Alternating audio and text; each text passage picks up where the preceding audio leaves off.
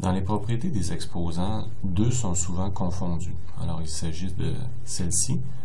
Quand on a le nombre A exposant R, qui est multiplié par le même nombre A, mais à l'exposant S, alors dans ce cas-ci, les exposants vont s'additionner, ce qui va donner A exposant R plus S. L'autre propriété, c'est celle-ci. Quand on a le nombre A à l'exposant R, et que c'est cette expression-là qui est à l'exposant S, dans ce cas-ci, les exposants vont se multiplier, ce qui va donner A exposant R fois S. On va illustrer ces propriétés-là avec des exemples. Alors, supposons que on a le nombre 4, qui lui est à l'exposant 3, multiplié par le même nombre 4, mais ici à l'exposant 2. Ça correspond à la première des deux propriétés qu'on a vues tout à l'heure, c'est-à-dire que les exposants vont s'additionner. Donc, ça va me donner 4 exposant 3 plus 2. Donc, ça va me donner 4 exposant 5. Si on regarde un peu plus en détail le calcul qui a été effectué, si j'ai 4 à la 3, alors ça c'est comme si j'avais 4 fois 4 fois 4, donc 4 multiplié par lui-même 3 fois.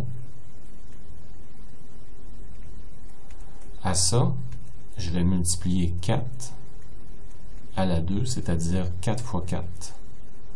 Donc 4 multiplié par lui-même 2 fois.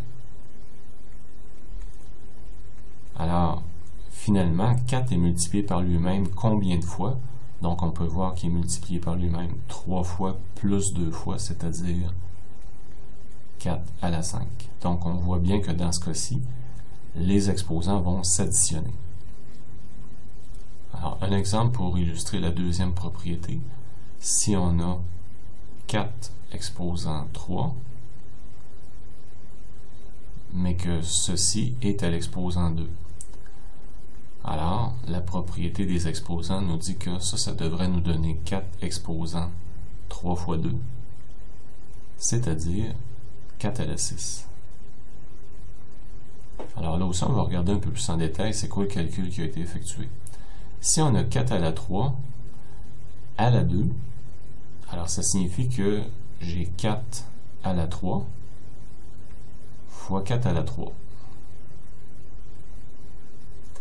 Donc, ici, j'ai 4 à la 3 deux fois. Mais si je prends chacun des 4 à la 3 individuellement, c'est comme si j'avais 4 à la 3, donc 4 multiplié par lui-même 3 fois. Et à côté, j'ai à nouveau 4 multiplié par lui-même 3 fois. Ce qui fait que, finalement, 4 est multiplié par lui-même combien de fois? Ben, on peut voir que j'ai 3 et 3. Donc, 4 à la 3, 2 fois. Donc, 4 à la 3 fois 2, ce qui donne bien 4 à la 6.